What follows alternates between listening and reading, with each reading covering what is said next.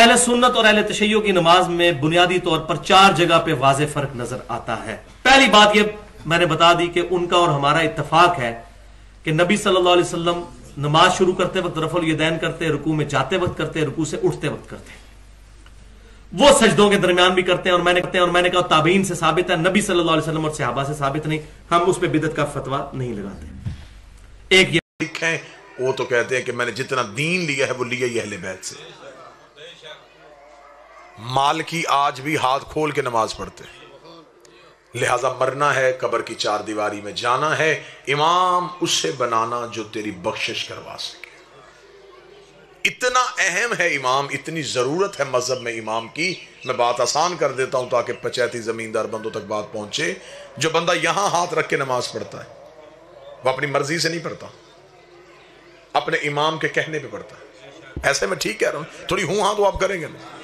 یہ جس نے یہاں ہاتھ رکھے اس نے اپنی مرضی سے رکھے، اسے کس نے کہا؟ کیونکہ اس نے تو نبی دیکھا ہی نہیں، اس کے امام نے کہا کہ نبی یہاں ہاتھ رکھ، ڈاکٹر صاحب اس نے یہاں رکھ لی۔ جس نے یہاں رکھے اسے کس کے کہنے پہ؟ جس نے یہاں رکھے، جس نے کھول کے پڑھی، امام کے کہنے پہ نا۔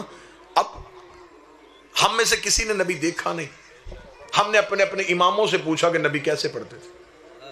ایک امام نے کہا یہاں ہاتھ رکھتے تھے، ایک نے کہا نہیں یہاں رکھتے تھے، ایک نے کہا یہاں ہاتھ رکھتے تھے، ایک نے کہا کھول کے۔ عقل تسلیم نہیں کرتی۔ نماز وہ کام ہے جو دن میں نبی 5 دفعہ کرتے تھے، اور کرتے بھی چھپ کے نہیں تھے، لوگوں کے سامنے تھے۔ ذہن تسلیم نہیں کرتا کہ جو کام دن میں نبی 5 دفعہ کرتے تھے، امت کو ابھی تک وہ پورا یاد نہیں ہوا کہ وہ کیسے کرتے تھے۔ کس قوم سے آپ علی ولی اللہ منوا رہے ہیں جو کام دن میں نبی نے 5 دفعہ کیا، ابھی تک یہ اس پہ جھگڑ رہے ہیں؟ غدیر تو ایک دن آیا تھا،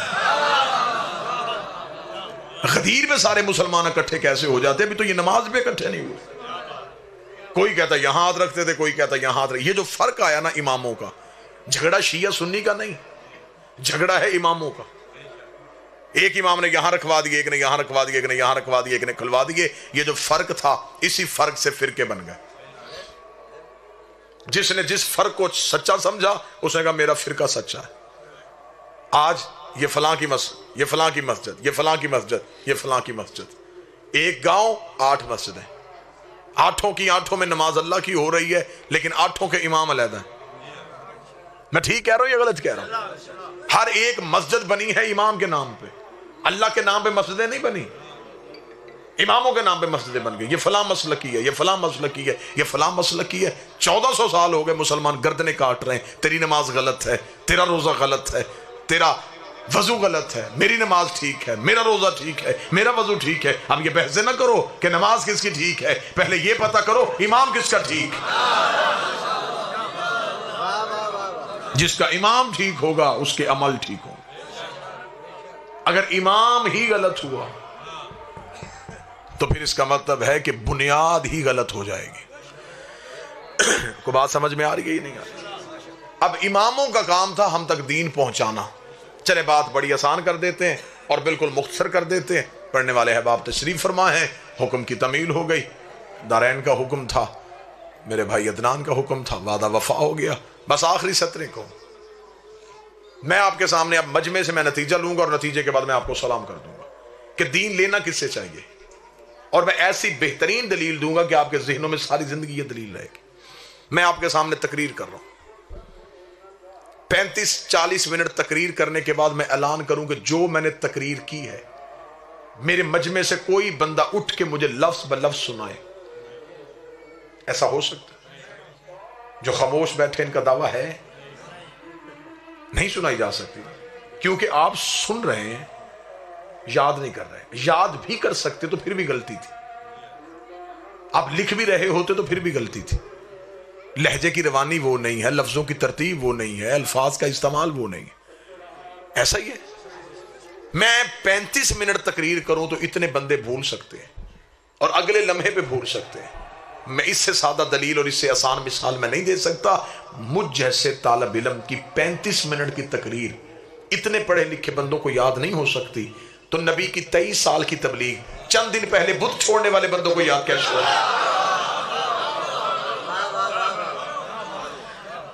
مثال بڑی آسان اور اسی سے میں نتیجہ دے دوں. میں تقریر کروں, میں تقریر کرنے کے بعد میں چلا جاؤں. تقریر میری ایک تھی, یہ 150 بندے نے سنی. یہ لوگ اپنے اپنے گھروں میں گئے. کسی نے پوچھا کہاں گئے تھے؟ جی مجلس پہ گئے تھے. وہاں کون آیا تھا؟ وہاں جو خطیب آیا تھا آصف الوی. کیا پڑھا اس نے؟ اب آپ نے میری تقریر اپنے انداز میں سنائی, آپ نے اپنے طریقے سے سنائی. تقریر میری تھی,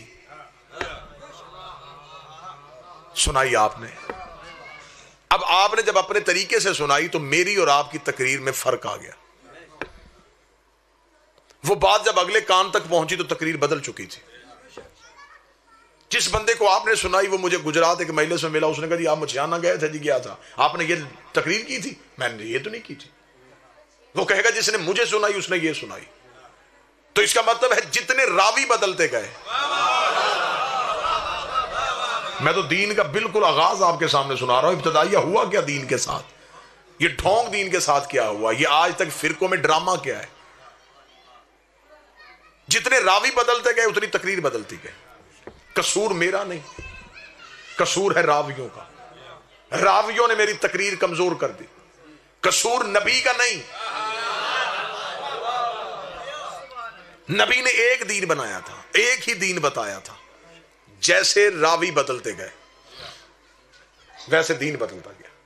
جو نبی کی اور بتانے والے کی تقریر میں فرق آیا, اس فرق سے فرقہ بن گیا. ایک نے کچھ سنایا, دوسرے نے کچھ سنایا, تیسرے نے کچھ سنایا. دین ایک تھا, باہر نکلا, کئی حصوں میں تقسیم ہو گیا. اب آپ کہیں گے چیف آپ شیعوں نے بھی تو فرق لیا, آپ نے کہاں سے لیا؟ ہم مطمئن ہیں. اب میں اپنا اطمینان آپ کو سنانے لگا ہوں اور اتنا اچھے طریقے سے سنانے لگا ہوں کہ میرا خیال ہے کہ پھر پوری زندگی آپ کو یہ جملہ یاد رہے گا. میں نے کہا کہ تقریر آپ لوگوں کو یاد نہیں ہوئی, آپ نے آگے سنائی, فرق آ گیا. ایسا ہی ہے. اب جس بندے نے میری تقریر مکمل لینی ہو وہ ان میں سے کسی بندے سے نہ پوچھے. یہ بیٹھا ہوا ہے سامنے ایک نوجوان, اس کے ہاتھ میں موبائل کیمرہ, یہ میری تقریر ریکارڈ کر رہا ہے. اس کے پاس ایک ایسا آلہ ہے جس میں یہ صلاحیت ہے کہ وہ میرے لفظوں کو محفوظ کر سکتا ہے. میں بالکل نتیجہ یہ کہ آپ کو سلام کرنے لگا, بالکل زحمتیں تمام ہو گئی. اس کی صلاحیت نے میرے لفظوں کو محفوظ کر لیا. اب کل کو یہاں پہ کوئی بندہ ہے, وہ کہے جی کل آصف الوی صاحب یہاں آئے تھے, مجلس پڑھی تھی. جی پڑھی تھی. کس کس بندے نے سنی؟ فلاں فلاں بندے نے سنی. وہ ایک ایک بندے کے گھر گیا, کسی نے کوئی سنائی, کسی نے کوئی سنائی, کسی نے کوئی سنائی. وہ سر پکڑ کے بیٹھ گیا. اس وقت تقریر وہ ایک کر کے گیا ہے. کوئی بندہ کہتا یہ کہہ کے گیا, کوئی کہتا یہ کہہ کے گیا, کوئی کہتا یہ کہہ کے گیا. پھر آخر ایک عقل مند بندہ ملا. اس نے کہا اتنے دروازوں پہ نہ جا. مجلس میں بیٹھا تھا ایک بچہ, اس کے ہاتھ میں تھا ایک موبائل فون, اس میں اس نے پوری تقریر ریکارڈ کی ہے. تو اس بچے کے پاس جا. اب یہاں اس بندے کے ساتھ علاقے کے بوڑھے لڑنا شروع کر دیں کہ تو بوڑھوں کے ہوتے ہوئے بچے سے کیوں پوچھ رہا ہے.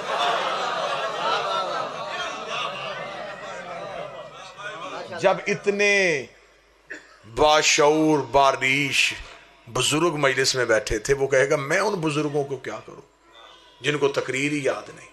اس بچے کے پاس وہ صلاحیت تھی جس نے تقریر کو محفوظ کیا ہوا ہے.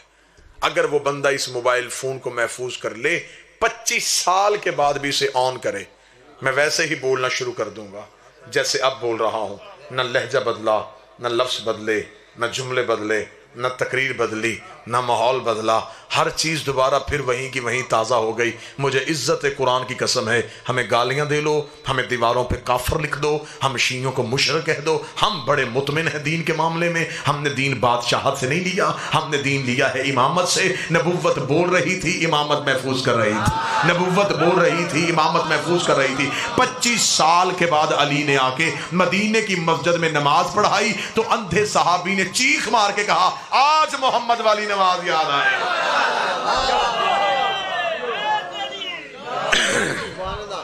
یہ بات میں کتابوں سے دکھانے کے لیے تیار ہوں کہ علی کی پہلی نماز میں ایک اندھا صحابی چیخ اٹھا. اس نے کہا آج محمد والی نماز یاد آئی. اس کا مطلب ہے کہ اس دور میں جو علی تک حکومت پہنچی, اس دور میں نہ نماز وہ رہی تھی, نہ روزہ وہ رہا تھا. لوگوں نے دین اپنی مرضی کے مطابق استعمال کیا. لوگوں نے اپنے آپ کو بچانے کے لیے دین استعمال کیا، امامت نے دین بچانے کے لیے اپنا آپ آگے کیا۔ خلافت کی بیعت میں اور امامت کی بیعت میں بڑا فرق ہوتا ہے۔ یزید نے بیعت مانگی تھی نا حسین سے، میں ایک جملہ کہوں گا بیعت کا، اصل بیعت کسے کہتے ہیں؟ نبی کے دور میں بیعت اور تھی، نبی کے بعد بیعت کا انداز ہی بدل دیا گیا۔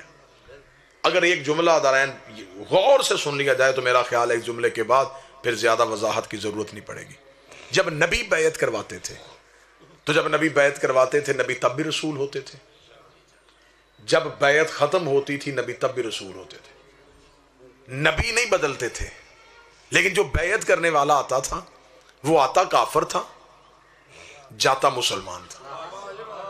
بیعت کرنے والا بدلتا تھا، بیعت لینے والا نہیں بدلتا تھا۔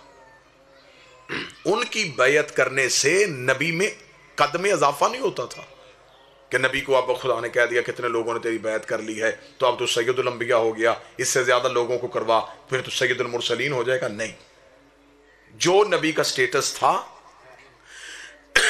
وہی کا وہی رہا۔ بیعت کرنے والے بدلتے گئے، نبی نہیں بدلا۔ نبی کی بیعت میں اور لوگوں کی بیعت میں فرق سمجھاؤں۔ نبی کے دور میں بیعت کرنے والا آتا کافر تھا، جاتا مسلمان تھا، اور نبی نبی رہتا تھا۔ جب نبی کے بعد خلافت والوں نے بیعت کروائی طریقہ بدل گیا۔ جو بیعت کرتا تھا وہ آتا بھی مسلمان تھا، جاتا بھی مسلمان تھا، اور جو بیعت کرواتا تھا جب وہ بیعت کرواتا تھا تب وہ صرف مسلمان ہوتا تھا، جب بیعت ہو چکتی تھی تو پھر وہ خلیفہ ہو جاتا تھا۔ بیعت لینے والا بدلا، بیعت کرنے والا نہیں بدلا۔ نبی کے دور میں بیعت کروانے والا نہیں بدلا، بیعت کرنے والا بدلا۔ لوگوں نے دین کو بادشاہت سمجھ لیا، لوگوں نے دین کو حکومت سمجھ لیا، انہوں نے حکومت کی خاطر مذہب قبول کیا تھا، لیکن آل محمد نے ہر دور میں دین بچانے کے لیے قربانی دی۔ یہی تو وجہ ہے کہ جب بیٹے ختم ہو گئے تو پھر بیٹیاں بازاروں میں آ گئیں۔